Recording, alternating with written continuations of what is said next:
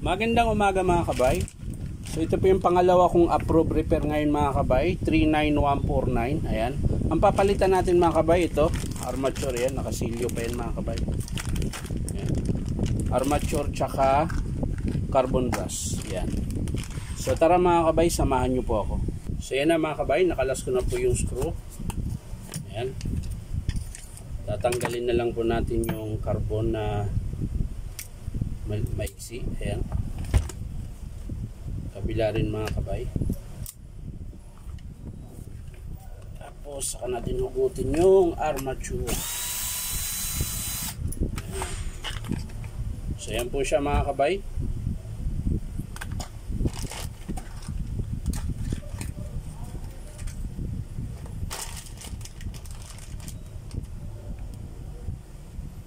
So ito mga kabay,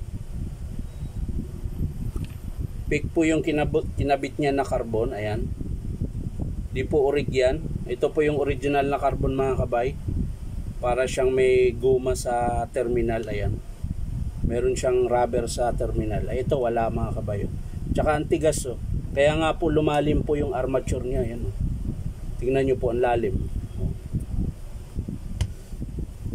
So pag bibili kayong carbon mga kabay, siguraduhin nyo po na orig. Ayan. O kaya kahit di naman siya orig, basta malambot yung carbon, ayos na rin yun mga kabay. Hindi na nakakalalim ng commutator yun.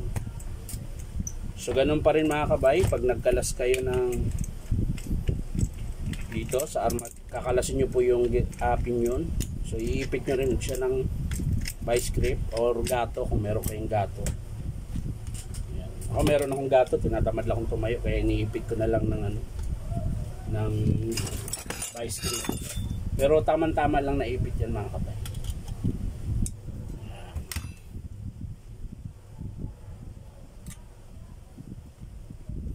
Yung tigas.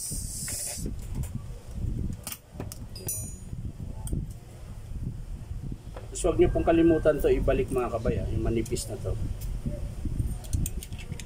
Dito po yan nakakabit. Bago yung bearing. Ayan mga kabay. Babalik ko po yung luma niyang bearing kasi okay pa naman.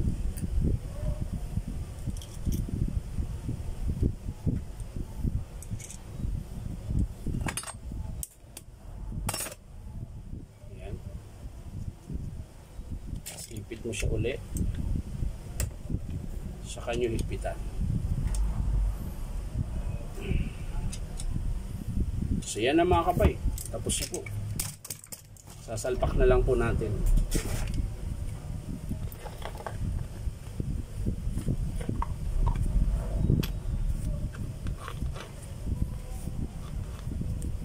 Sasara natin mga kabay yung screw.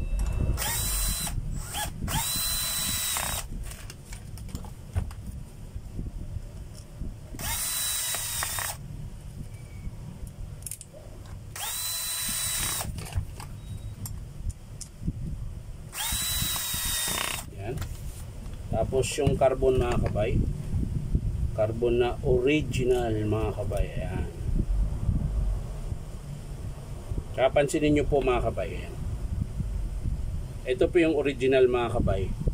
Lagi pong may stopper yung kabila. Ayan. Ito mga kabay wala oh. Wala po siyang stopper. Ayan. Tsaka ang tigas ng wire. Matigas din po yung carbon.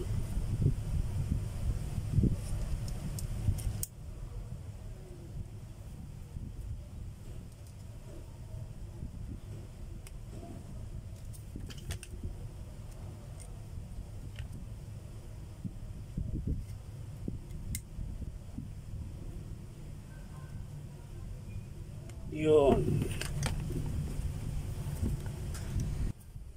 So mga kabay, sasara na po natin. Ayan. Tapos syempre, titesting natin. Ayan mga kabay.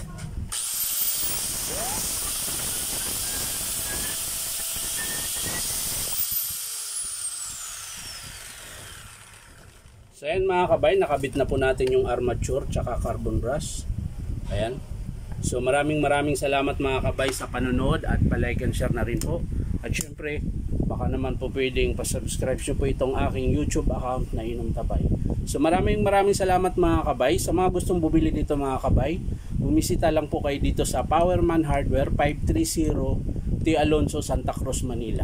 So yan lang mga kabay, maraming salamat. Bye bye.